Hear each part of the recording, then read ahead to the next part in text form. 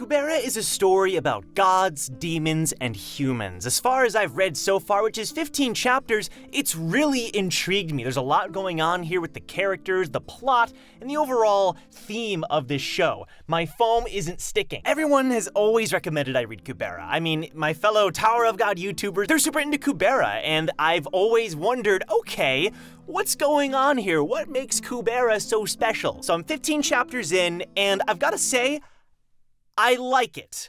I'm intrigued. There's a lot of potential here, and I feel like, and I've heard this before, Kubera is a story that has like a lot of setup and a lot of, it takes a lot of time setting up the foundation of the story itself, which I'm totally cool with, and I'm enjoying myself.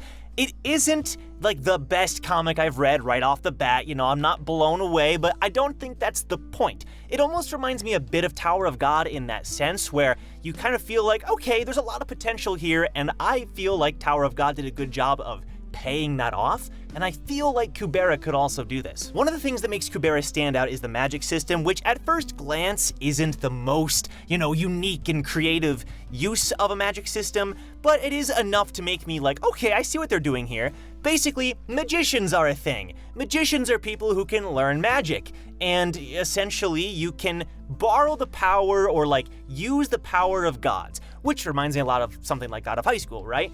But the difference being, you can also summon the god, which uses up your lifespan, but then if the god uses a lot of its power, then it uses up your lifespan, and then if you die, the god has to go back to the god realm. So I don't know, at first glance it's very simple, borrowing the power of gods. You say the god's name when you use a spell. But I feel like there's a lot of potential within that system, especially when you throw in the factor that, like I mentioned, humans and demons who are called suras, and gods, it's a very interesting thing. There's also half suras, and it's really interesting. So yeah, so far I do feel like the start is a bit slow. It's taking its time, and I'm 15 chapters in, and I feel like I'm reaching a point where I'm like, okay, I really want to read the next chapter. I want to find out what happens next. I feel like at first I had to kind of get through the first few chapters to sort of reach that point, but I don't know. The payoff seems to be working a little bit, but I'm so early. There's so many chapters of Kubera that I feel like I probably haven't even scratched the surface of that payoff. I don't know, every comment is like, oh, I can't believe they were setting this up already, and oh my, it's this crazy, you guys have no idea what you're in for, and it gets me excited because right now it's a good comic. I'm not gonna say I'm blown away, I'm not gonna say it's the craziest thing that's ever happened on WEBTOON, but I'm enjoying it, and it's something that I feel like if I have the free time, which I kind of do, why not pour some time into devoting myself to this story, because everyone I hear about, everyone who talks about this story says, if you take the time to invest, you will get that return. The story and the world both start really small within one singular village with one singular main character, Kubera, right? Or is that really her name?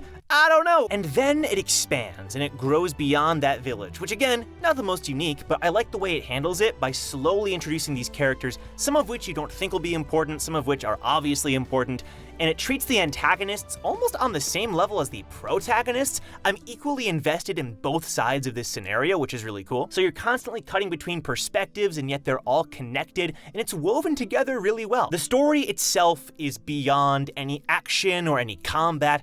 The lore is the most important part. I don't care about fights. When I'm reading Kubera, I'm not like, oh shoot, I can't wait for this person fighting this person. I just want to know, okay, this person just had a poor interaction with this character. How is that going to be resolved now that they're fighting this person? There's some action, obviously, but it's not the focus whatsoever. This is fantasy. It's just fantasy, You've got races, you've got magic and all this stuff, and it ties together into the story, not combat. There's no focus 100% on the action. There's not any crazy fighting scenes that I've seen yet, but it doesn't need it, It's not trying to do that, so I can really appreciate that. It's got strong male and female characters, which I think is extremely awesome, to have some strong women in the story, especially in a story like fantasy, where the fantasy genre, I feel like, has not really had that very frequently, hasn't handled it very well. If they do have female characters, they're typically very, oh, save me, whatever, and it's not the case in Kubera whatsoever. There's a lot of awesome women, and the male characters are great too, but it doesn't feel like gender plays a role whatsoever in that. For example, the typical savior archetype that we first meet in the story is not a man, it's a woman, you know? And that's really cool because 90% of stories would be like, I'll save you and save the girl, and instead, no, it's a girl saved another girl. That's freaking cool. Like, why don't we have that more? But again, like, it doesn't even matter. It's not like that is a particularly important part of the story. It's just how it is, you know? Okay, so the art style is fine, you know? It's obviously not something that people will say like, oh, Kubera, you gotta read it for the art. But I do like it. It reminds me again of how Tower of God started. Tower of God started with like, you know, the art was serviceable and it did its job, and it almost makes it better because of it. It's hard to explain, but I almost prefer it being not super studio quality. Like, it almost makes it even more unique and more personal. Like, I feel like the author is pouring so much into the story and into the art that I don't care if it's like crazy HD or crazy detail, you know? And some panels are, and it's like, oh shoot, you know? And I don't know, it has this lovable charm to it. And I'm 15 chapters in, and I'm glad that this is the way it is with the art style. Again, same for Tower of God Season 1. There's a ton of chapters that are out. I've only read 15, so I'm barely into this story. A ton of characters. I'm definitely going to read more. Do you want me to keep covering Kubera? Because I know it has a very tight-knit fan base. I know a lot of people have wanted me to check it out. So if you want me to make a sequel to this video, maybe once I finish like Season 1 or like the first part of the story, maybe I'll make an update video, because again, I feel like there's a lot of potential here. So let me know what you think in the comments down below if that's something you want to see. Thank you for watching, really appreciate it, and a huge shout out to WEBTOON for sponsoring this video. Kubera is just one of hundreds and hundreds of comics on WEBTOON that are all just awesome. I mean, there's so many that are amazing. You know it, action, fantasy, romance, slice of life, horror, and mystery. It has every genre. Even if you don't like some stories, there's other stories that can really catch your interest. It's free, you can download the app and read it on the go, which is pretty sick. So again, thank you to WEBTOON, and with that being said, I will see you in my next WEBTOON review. Take care.